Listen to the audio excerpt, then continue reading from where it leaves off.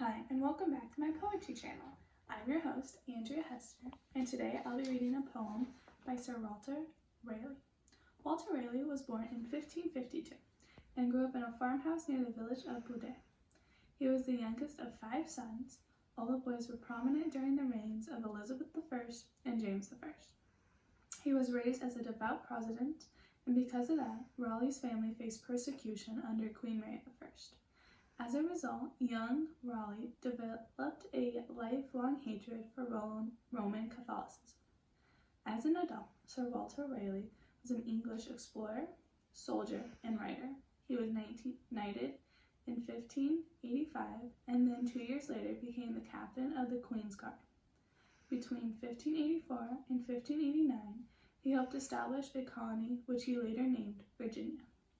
Then at the end of his life, he was accused of treason by King James I and then imprisoned and eventually put to death. In 1618, his occasional writings were collected and published. The authenticity of some of his minor works attributed to him are still unsure. It is said that about 560 lines of verse in his hand are preserved.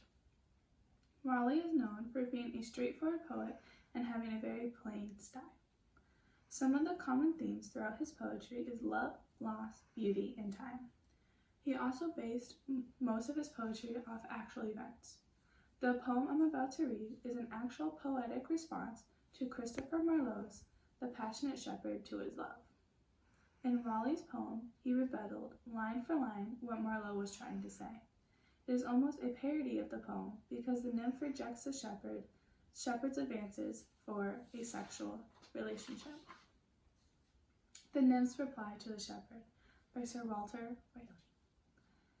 If all the world and love were young, and truth in every shepherd's tongue, these pretty pleasures might me move to live with thee and be thy love. Time drives the flocks from field to fold, when rivers rage and rocks grow cold. The fimmel becometh dumb, the rest complains of cares to come. The flowers do fade in wanton fields, to wayward winter reckoning yields. A honey tongue, a heart of gall, is fancy springs, but sorrow's ball. Thy gowns, thy shoes, thy bed of roses, thy cap, thy kirtle, and thy poses, soon break, soon wither, soon forgotten, in folly ripe, in season wanton. Thy belt of straw and ivy buds, the coral clasp and amber studs, all these in me no means can move, to come to thee and be thy love. But could youth last and love still breed, had joys no date, no age, no need, then these delights my mind might move, to live with thee and be thy love. This poem was written in the style of pastoral poetry.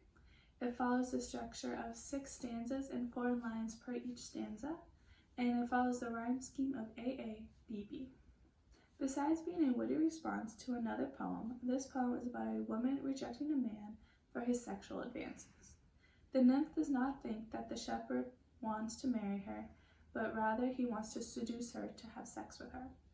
She also says that she rejects the shepherd because she knows that if they have sex out of wedlock, then she'll lose her place in society, be named an outcast, and lose her ability to get married. She goes on to say, having a relationship with him is not worth risking all of that. 3 poetic techniques that I found in this poem was imagery, alliteration, and meter. Imagery by appealing to the senses of taste and touch. 2 examples of that would be a bed of roses and a honey tongue. Next, alliteration, the repetition of a constant sound at the beginning of a series of words. For that, I found flocks from field to fold, rivers rage, and my mind might move.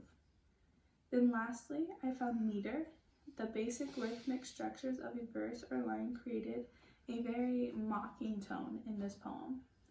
I personally really liked this poem by Walter Raleigh. Next week, we'll be reading a poem by Sir Edgar Allan Poe. I will see you next week. Stay safe and stay inside.